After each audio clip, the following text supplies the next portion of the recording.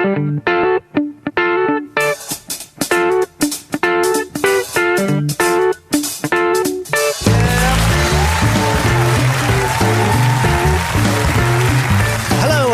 to another edition of Chain Reaction. I'm Reece Shearsmith.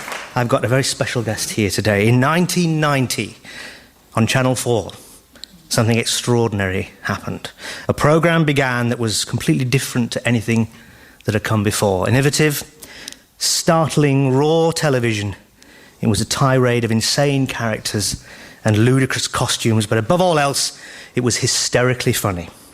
The Word with Terry Christian ran for 5 series until it was destroyed with fire in 1995. But also at that time, there was Vic Reeves' Big Night Out, and that began as suddenly, as if a veil had dropped from our eyes, a completely new, inspired type of comedy smashed into our lives and changed the very DNA of comedy. I was obsessed with Big Night Out, and in 1991 I queued up at HMV Oxford Street, remember that? To get the autographs of Vic Reeves and Bob Mortimer, and I was wearing a T-shirt. You make it sound like rationing. It's true. I was queued up with a T-shirt, I wouldn't let it lie T-shirt, and I got my autographs, and I've had the privilege of working them both since, and I recounted the story of wearing the wouldn't let it lie T-shirt, and he said, that doesn't sound like official merchandise, where do you get it from? So anyway, please welcome my very special guest for the evening, Mr. Bob Mortimer.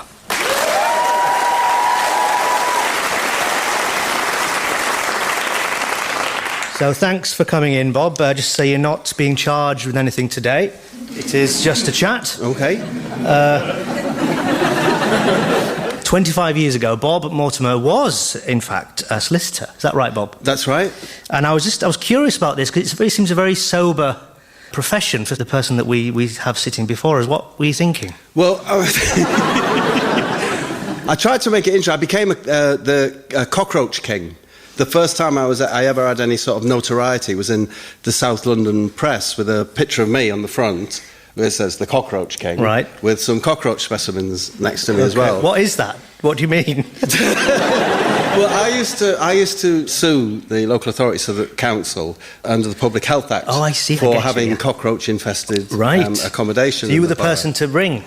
Yeah, I was called the King because I had a breakthrough case where we won, and it became illegal for them to house people in these flats once they knew that they had the cockroach infection. So, well, I say it was a bit of fun. I don't suppose it was for the cockroaches. So, that was in around 1985? Yeah, something like that. And so, tell me, I've heard this kind of several times, but never fully from your mouth, how you met the entertainer Vic Reeves. I went to a little room above a pub in New Cross. Right. I'd been told it was a bankery's. Right.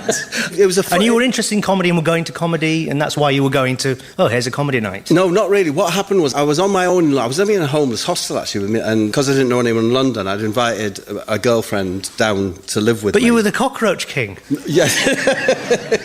And she came down to live with me. I came back from work one day. Right. And she was in carnality with a Hell's Angel.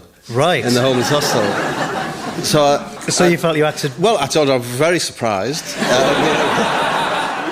How did you know it was a Hell's Angel? Because he still had his leather jacket on. Okay. So anyway, so she left and I found myself alone in London, and I phoned home to say to my mum, do you know that lad who you said's in London, what's from Middlesbrough? Right. Could I have his number? Because I don't actually know anyone now. And he was called Alan King, and he did part of the Vic Reeves Big Night Out show, which was called Dr. King and His Flying Rabbits. Right. And so I went down with him to this room above a pub. It was actually just Vic performing in front of about 6 of his friends. Right. And all the other 5 friends did little bits. Got up and did stuff, right. Did something. So in the second week I did something. I think I presented him, my first thing I ever did, I think I presented him with a big cheque for £2 million for all his help with wayward kids. Right. And helping to make them ward rather than wayward. But that's what intrigues me, that you've just made the leap that I'm really fascinated with, which is the thing of, and then I did a bit.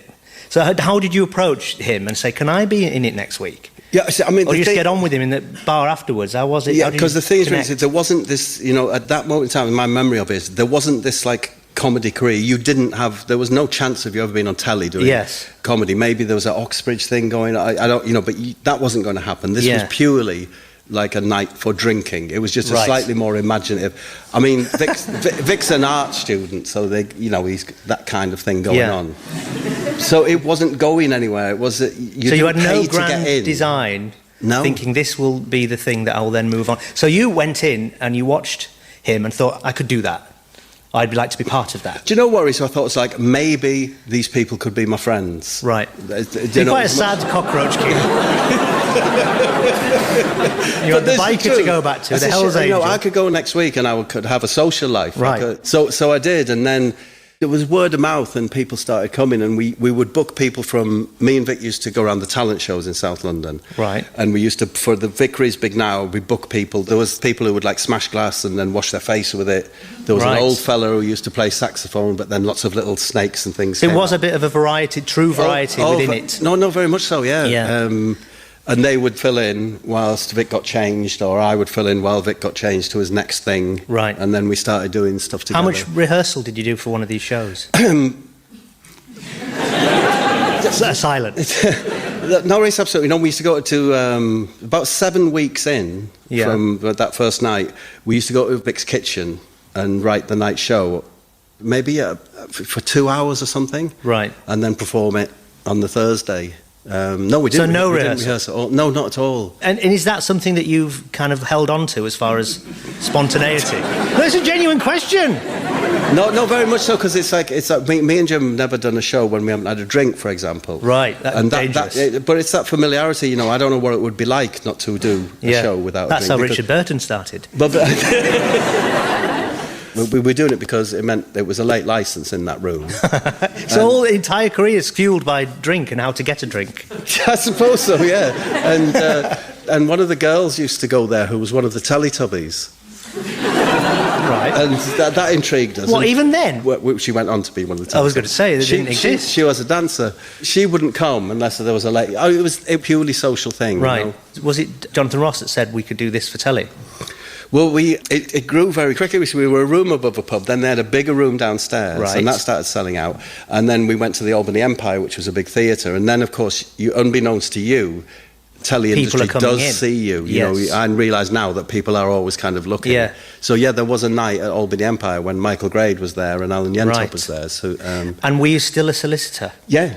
And were you doing it in the days? Big night out was on Thursday nights, and for the rest of the week I was a solicitor. That's brilliant, isn't it? And so did you, and then when the telly happened, were you solicitor throughout that time? Yeah, I just took 12 weeks off work, Did you tell? Are they still waiting for you to go back? I have subsequently found out that the firm did get sued for quite a lot of money for me, my negligence in that 12 weeks. Really? I said I've left everything fine. Right, good. I'm glad to hear it. So the 2 series of Big Night Out, were they the best bits of all your live shows, or was it all new again? It was all our characters, but doing new stuff for the telly. And tell us about the transition from live to telly. Did it daunt you, or did you think, we'll just do the show? We just said, we'll do the show. We had all our own props and stuff. And no, we did have a few. I remember we wanted the world's biggest diamond with a puppy inside it. And we couldn't get that together in Vic's kitchen. But it was all our old stuff, all our old wigs and masks and there was no dissent about, well, no, you can't have that, we'll get you a proper wig. Do you? So we want to use the tatty stuff? No, we wanted it to be... Because that was one of the things when I saw it, it was the kind of shambolic, just live nature of it, with things that you'd drawn on your faces, and that's always what's so appealing about your stuff. It's still really ready-made. Yeah, we weren't being arch about it at the time. That was just it. Was the only thing we felt confident in. We knew that kind of worked. We did it in the real time that we did the live show. Right. So how long was a night above the pub when you did it? Was it long, sprawling night of drink? Yeah, it was about 3 hours. Was it? But it was amazing. I mean, it wouldn't happen these days, Reece, because from that first night, from the Hell's Angel night, to... It's got a lot to answer for, hasn't it? To a signing with Michael Grade was only about 4 months. Wow. That would never happen these days. No, so you'd certainly... Something like what you do now would not be on the television. No. And the success of that then went... You didn't quite do a tour straight after that, did you? You did the pilot of Weekenders. Did we? Yeah. That, according to Wikipedia, it didn't happen as a series, and you didn't want to do a series of that, was that right? What happened was that Channel 4 said they wanted another big night out. Yeah, of course they would. And that we could do the Weekenders in the future, and the BBC said you can do whatever show you'd like to do. Right. So we did the Smell Of with BBC. Did you think there was going to be some kind of seismic shift of how you would be as Reeves and Mortimer when you moved to the BBC, which is an important thing? It felt really... Did it feel like it felt a different really thing? important at the time. Yeah, they like took us over to Montreux, whatever, and, and took us to the room where they'd signed Morecambe and Wise or something. Why? And said, this is a big deal. And, right, quite agree. We didn't get that. Good for you. It's all coming out now, isn't it? So, I mean, the Smell of Reeves and Mortimer, there's some brilliant bits in that. I've kind of skipped back. I want to go back to some of the characters that you created for Big Night Out. Tell us about Lister, because he was one of my favourite characters. Was he you? I know it was you, but there's so much of him with his doctor's, dentist. Yeah, he was what I would really like to be. Yeah, right. You know, okay. he'll just think about that for a minute. he'll confront Vic and stand up to him. Right. Do you know what I mean? Which is what I'd really like to do in real life. But I can't. I mean, the whole conceit of the Vic Reece Big Night, which we didn't realise what we were doing, it was that he was a big puffball. We thought he was always Britain's leading light entertainer, right, okay. And everyone else involved in it was really just laughing at him and trying to undermine him. So all my characters were a bit, a bit anti-Vic. So I was going back to Smell Of, which I found incredibly dark, especially when it got into the MasterChef sketch. And that was when I kind of thought, oh my God, they're actually really two very dark, creepy minds at work here. Yeah. How do you move from Lloyd Grossman into a phantom roaming the stage with a huge head and fingers instead of I don't know, cutlery instead of fingers? I think the thing was, Reece, is we always adored celebrities. The best guest we could have ever had for me and Jim would have been Morrissey. Yeah? Right. And we nearly had him for the Christmas show. And then he faxed us just before the show and said, I've got creeping alopecia, can't make it.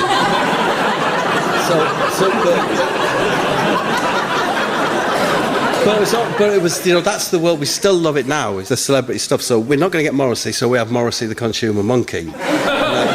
We're not going to have Sting. We think, who is Sting? And we put a sponge on the head. Right.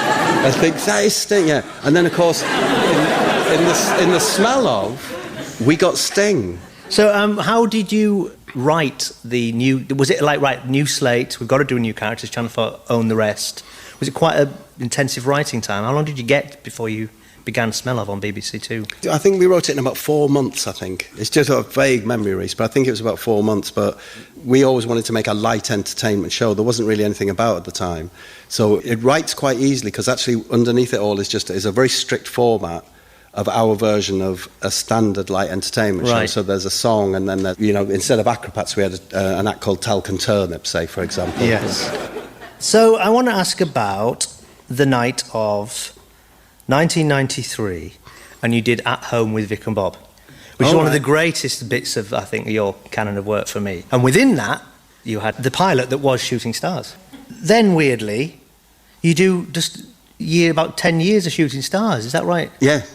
And tell me about how that started to make you feel as a creative person. Were you fulfilled doing it, or did you think, I wish I could do some of the daft sketches again? Or were they, because they're in there, you do them in the show, but did you think, I would like to do a Reeves and Mortimer show again, where we do our things? I think we'd done lots of adverts and things, and both of us, perhaps myself more than Vic, we really don't like working. Right.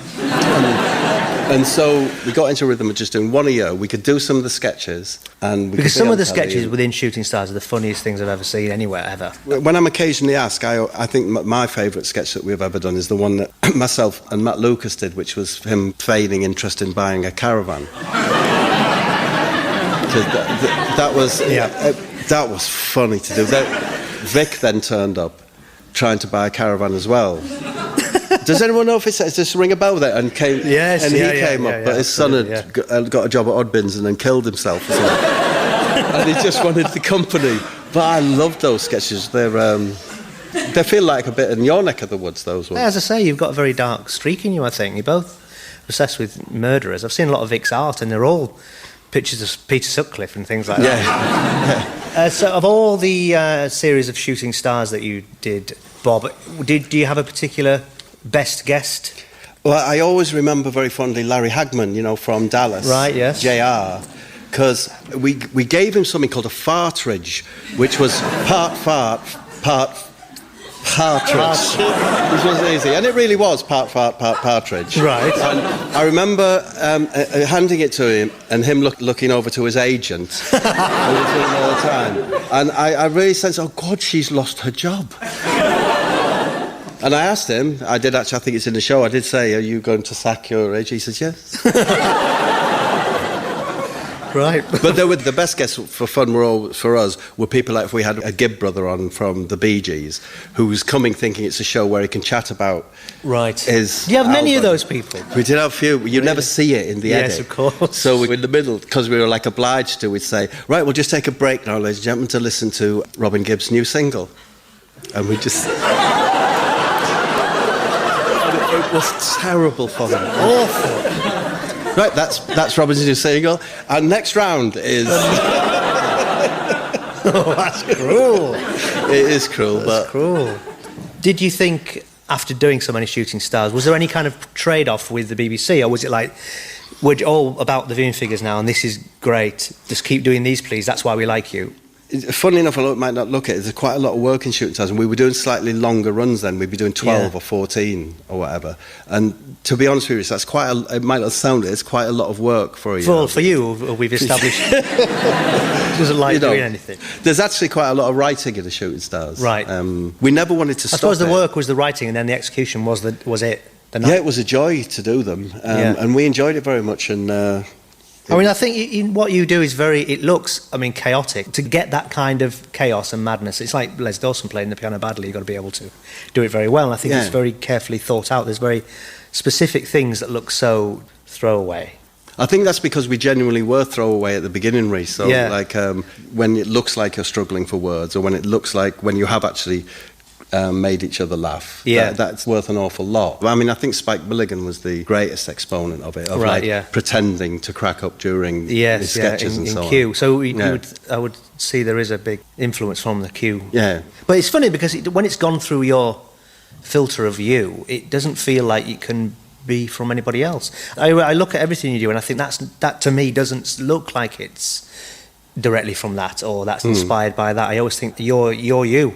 I think I look at our things and think that's nicked from that's stolen from that. All slightly traceable, but I think your stuff isn't. I think that's a real quality in you being a really proper.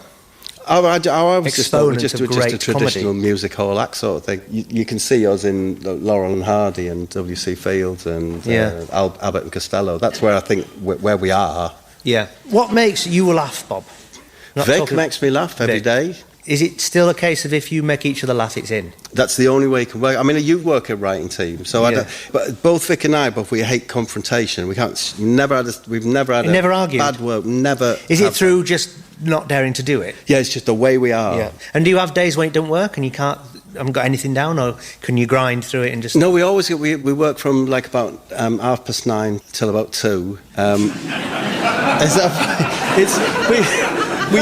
We used to work longer, but I don't know if it's the same years. But there comes a point and nothing else is going to happen, so we just we pack in at 2. I shouldn't be saying this, but my wife doesn't listen to radio. She thinks I finish at 4. But I actually drive, and anyone can come and see me there if you so wish. I actually drive every afternoon to the car park at the local Odeon near the gym, and I have a kip and listen to the radio for a couple of hours. This is true, isn't it? Absolutely true,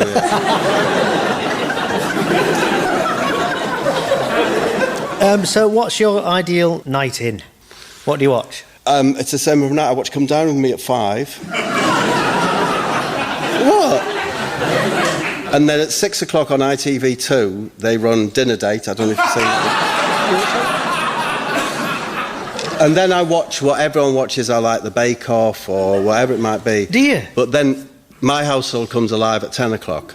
when we turn to the crime channel. Right. And in bed, we watch Sinister Ministers, Wives with Knives, Snapped Women That Kill, which is a new series of now that's Couples That Kill. Right. And so on, till about 11:30. I like Banged Up Abroad. Not sure? You're in a different area there. Oh, right, okay. This is serious stuff. This is forensics. Right.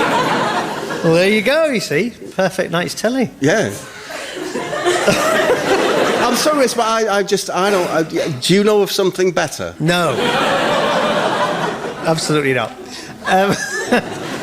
So, we come up to speed with your latest... We've missed things out. I mean, you've also...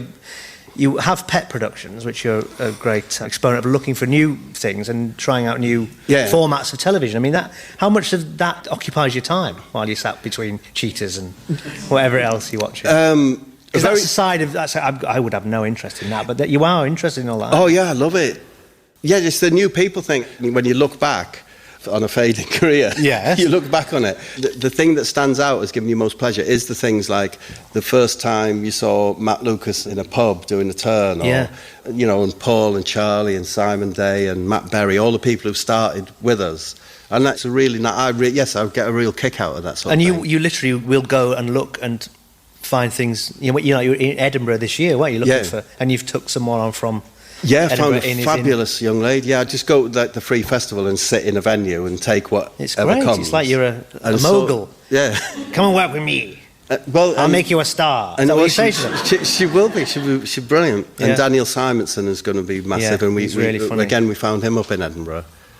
What do you find, having written now a sitcom in House of Fools, how did that come about? Was that did you think, well, we've done sketches, what's the thing we haven't done? Or did you think... I know what we'd like to do. How did that come about? Again, it's more just the world of telly, Reece. It's just like, would you like to do something? And it was, you know... Were you asked that by the BBC? Yeah. Right, good. We'd like more than we've ever had. We'd like you to do something. And as TV executives are, you know, sitcoms are doing very well at the moment. Right. Have you thought of doing a sitcom? Right, is that how it came about? Yeah, that's how it... And you went, yes, we have. And well, beggars can't be choosers, you know, so you say, oh, yeah, actually, we were thinking of doing the very same thing. Did you find it hard writing the supposed formula of a sitcom? There's apparently rules and regulations about how you do it. Yeah, which we knew nothing of, but there is. There's almost like a little industry. Well, they say so, yeah. And now we've moved 25 years on in terms of telly as well. So now you're very much not the bosses. So there's people who have got these rules. Yeah. And they're not letting anything through until you can at least bluff the sense that you've obeyed the sitcom rules. Yeah. So, yeah, we found that side of it very difficult. And I don't know whether we ever achieved it, but we were always fighting against it. Yeah.